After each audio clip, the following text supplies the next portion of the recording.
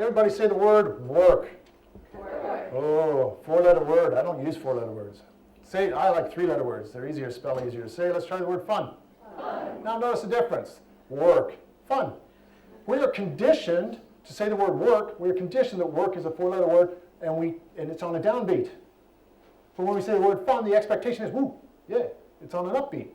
So here's a challenge for you, and I've done this with clients. I said for the next 24 hours, every time you're thinking about using the word work, replace it with the word fun. Hi, honey, I'm going to fun today.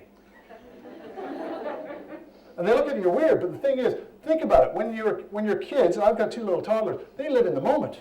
Everything's new and exciting and fun. Now you think about all the classes that you did that were fun. How fast do you learn when you're having fun?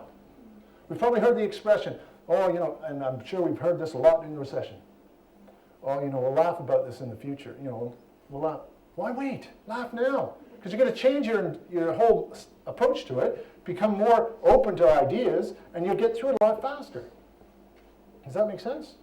So go out there and have some fun. Because look at it this way. Kids, on average, until they get institutionalized by hitting the school system, laugh on average 300 times a day. I can attest to that because my son, geez, he can giggle. And yet, as adults, on average, we're lucky if we laugh 12 times a day. Now, my laugh quotient's gone up because I got two little toddlers, and I invest. I don't work for 2.5 hours a night because I work globally. So for 2.5 hours a night, I'm 100% with them. And they just live in the moment. They know how to have fun. And I'm going like, they are the best mentors I've got about fun. Look at your kids if you got them. Say, how do I be like them? Or bring them to work. Let them do your job. That would be cool. Because when was the last time you did this for your organization? Okay, think about it. You've got hobbies that you're really passionate about. You're really excited about it. And you go along and you watch sport. Everybody pretty well watch sport and have favorite teams and stuff. Some people don't, some people do. But you've all seen how the crowd reacts when everybody goes wild. Well, guess what I'm going to get you to do? Go wild for 15 seconds. And I do this with clients. So listen, because the thing is, if you know how to do it for your hobbies, why didn't you do it at work? That's where you spend most of your life. So why don't you accelerate? So you got 10 seconds to go nuts.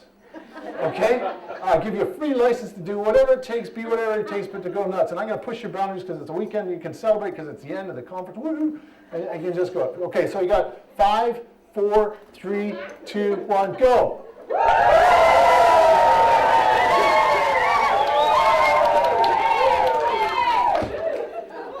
That was pretty cool. Okay.